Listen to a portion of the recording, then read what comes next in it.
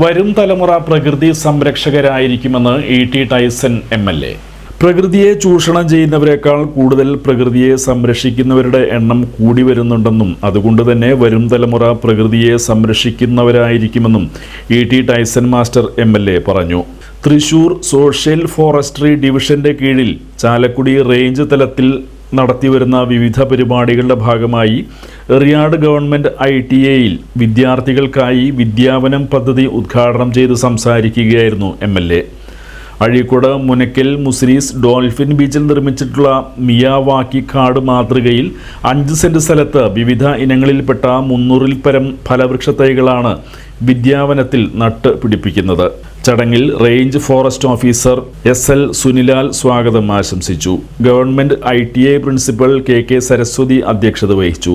Ward member Thampi E Kannan, Hitha TS, TX Sheeja, AR Ramya, PK Muhammad Hussain തുടങ്ങിയവർ സംസാരിച്ചു.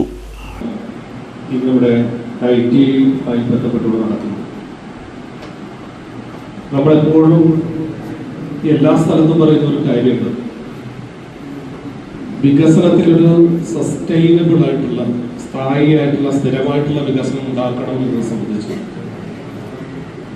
കുട്ടികളെ സംബന്ധിച്ചിടത്തോളം മനസ്സിലായിട്ടുണ്ട് എന്നുള്ള കാര്യത്തിൽ സംശയമാണ്. തോട്